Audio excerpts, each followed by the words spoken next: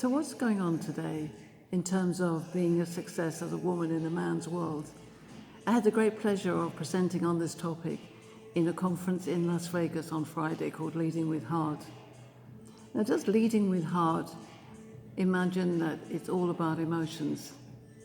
When men and women get together, sometimes there's a battle, I think, about how emotions play into the workplace. Now, success as a woman in a man's world also implies that men are in the battle too. But is it a battle? No, it's a game. And one of the things I want to share with you is a story about how a battle can be turned into a game. I was working with a client in the UK, in London. It was actually part of the police force, Metropolitan Police Force. And the boss there was a female.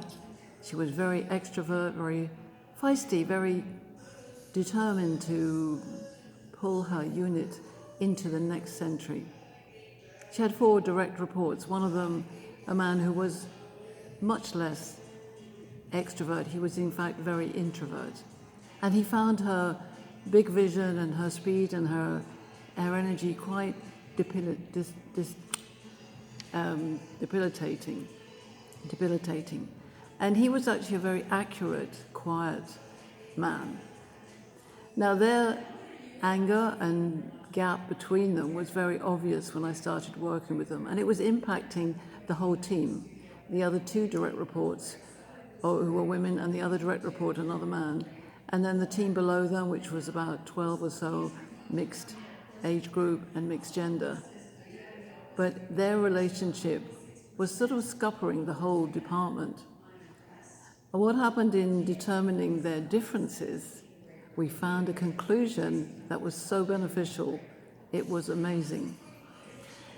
Her issue was that he was slow, he was too slow. He needed to do things much faster for her because she was a fast person.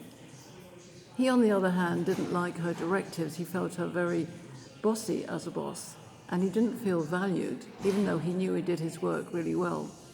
So as we explored personality types and the gender dynamics framework that I work with, where we understand the dynamic between men and women and different members of your team, they gained an understanding that they both had amazing qualities that they could share. And in fact, the negotiation was actually about time. So let me explain. I asked her, do you know that he does his work actually? Oh, yes, I know that.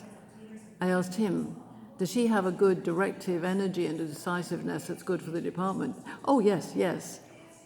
So how about you negotiate for time? So when you need something done, I said to her, you arrive at his desk, you explain what the item is, what you need, and ask him, how long will that take? Because I know you will do it and do it really well.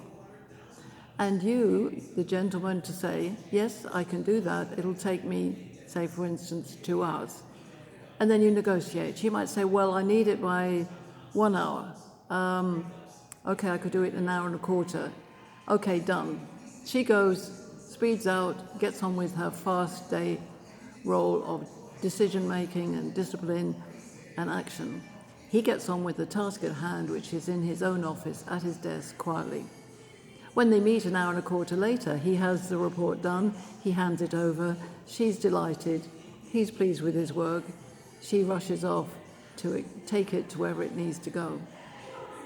As we started working in this way, and they realized that the value of their differences actually made them really very good colleagues.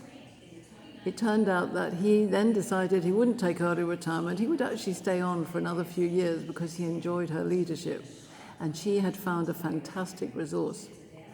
This is the kind of work that I do with my clients. I help them to understand where they are in a 360-degree view of personalities and communication types on the Crawford Gender Dynamics map.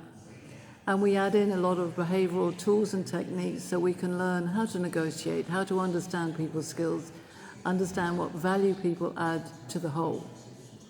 I worked with her team over 6 months, and she reported back to me a year after that it was the best development training program that they had ever had, that lasted and lasted because it was in the hearts of the people, in her heart and in the heart of her whole department. That is success. So what I'd like you to do is to think about that in your own environment. Do you have any irritating relationships? Do you have difficult people?